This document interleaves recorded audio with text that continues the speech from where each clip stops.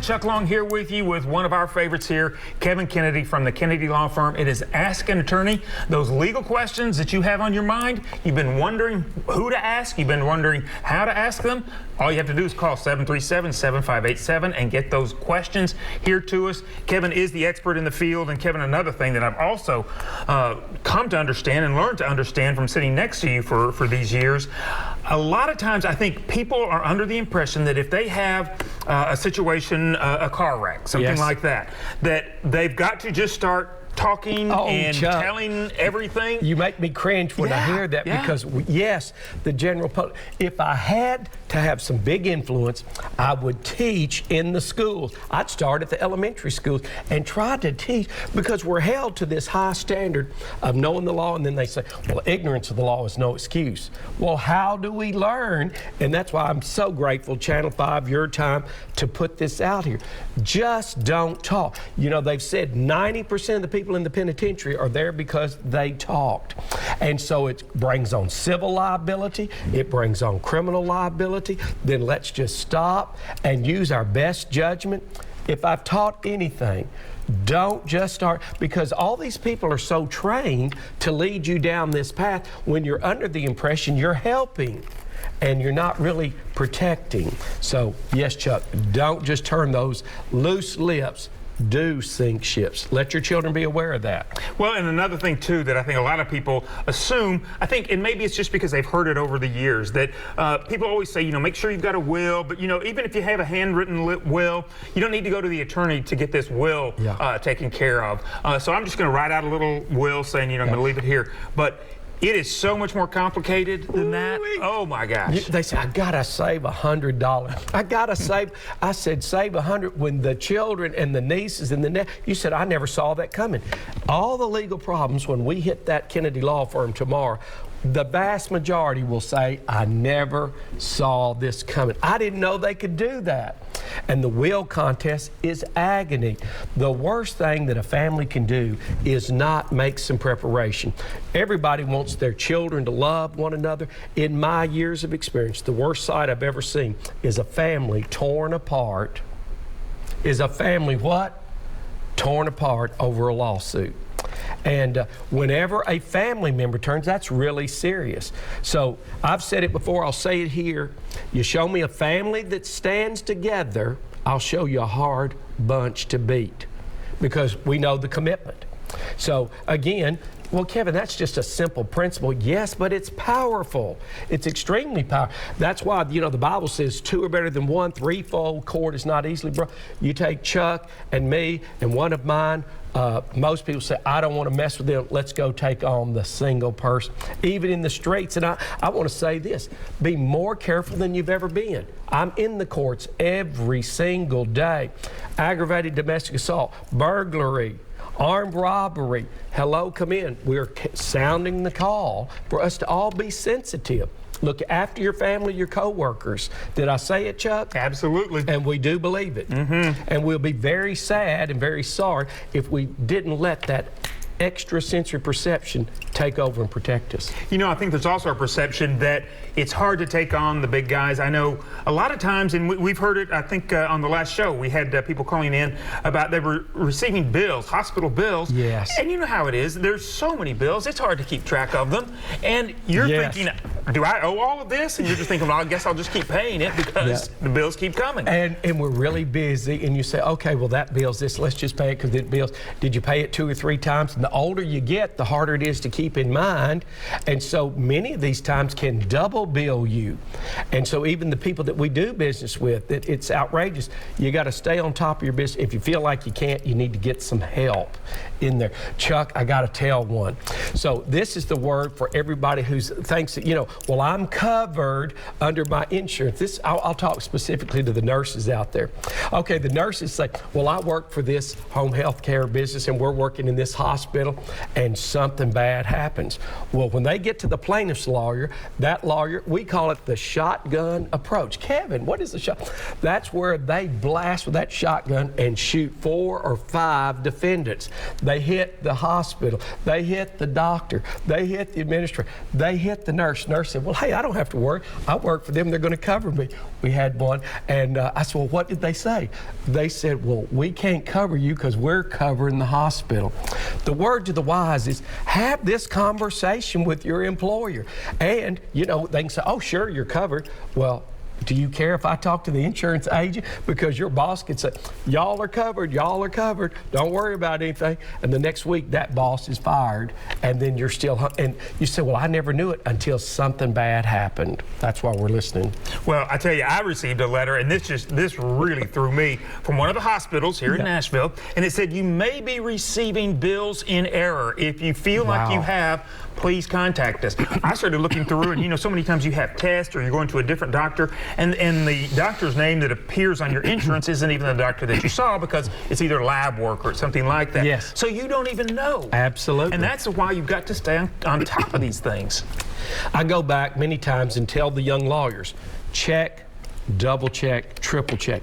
Even we handle lots of lawsuits, and we say, get all the medical bills, because the insurance company, what are these medical bills? What are they going to question? They said, that bill was not associated with the wreck. So as people get to become more and more sophisticated, you got to make sure your doctor notes what this is really all about. One of the other things they like to say, that is a pre-existing injury you have, Chuck. You were picking up the laundry. Where did they get that? And they're going to try to deny part of your claim. So again, you watch your own business, and if you don't check on all the medical bills when we make a demand, then it's your loss, because you could have went to Nova, you could have gone to Vanderbilt. Well, then we've got to get all the bills so that you can be compensated for those. So check, double check, and if it's really serious, get a family member to help go with you. If you're not really good at understanding, have some help. Get a lawyer immediately. I want to say this.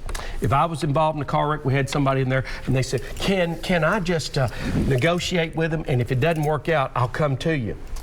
Hello, come in. Bad choice. They're going to tape you, they're going to intimidate you, they'll lead you down the path, and then they'll deny the claim. So the lawyer will always be better. You said it earlier. It pays to have it costs you more not to have a lawyer. Absolutely. And so that's all my years' experience. What would I do for my family? Let's just say I wasn't even a lawyer any longer and long since retired. I would get mine. So if I do it for me, then you ought to do it for thee. Absolutely. Now, you also see a lot of times, okay, well, I think we're going to go right to the lines right now. Richard is on the line with us, and I will save that question for another time. Richard, you are on with us here on Ask an Attorney. Do you have a question or a comment for Kevin? And Richard, if you can hear us, you might turn your television down so you don't get that feedback as you're talking to us. Can you hear us, Richard? Richard, if you can hear us, if you can turn your television down, you'll be able to hear us more clearly. Okay.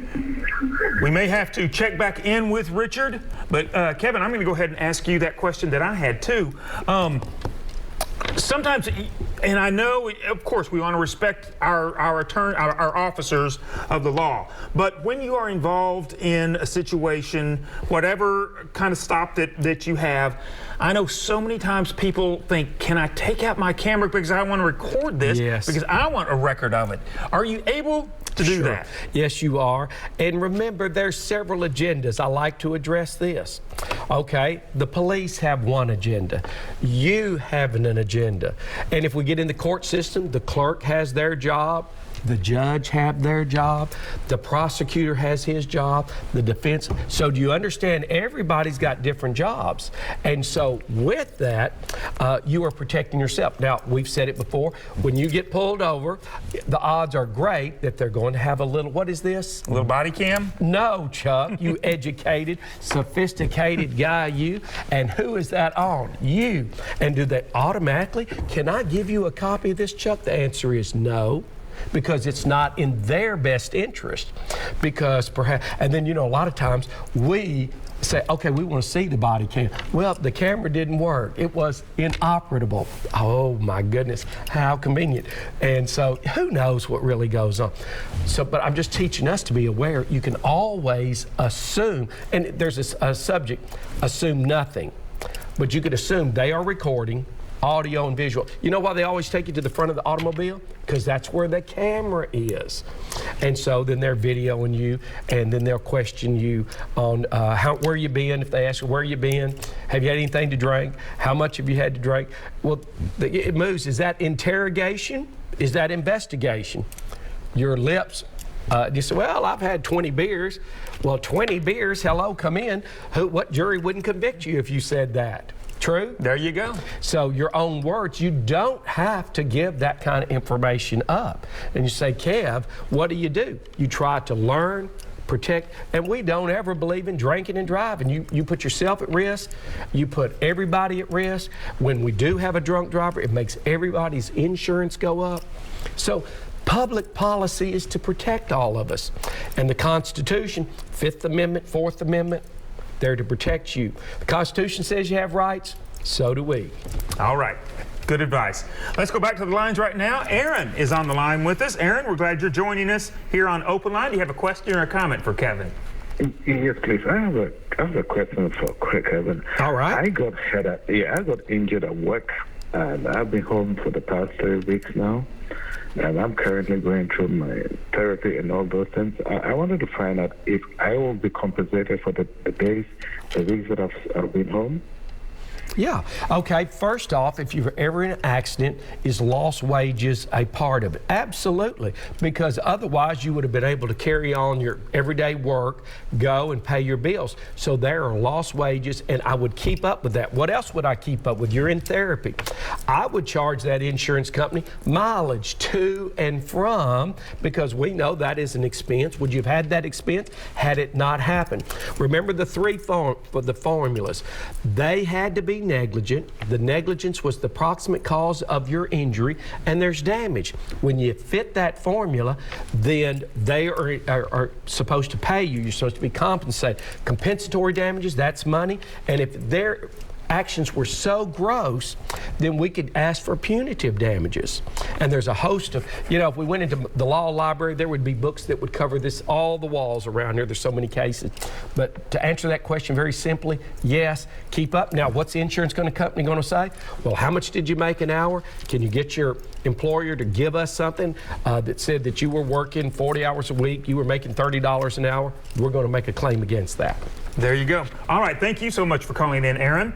We are going to take a short break, but if you have one of those questions you've been wanting to ask the attorney, this is your chance at 737-7587. Get online with us, and we'll get to those questions right after this break. You're watching Open Line.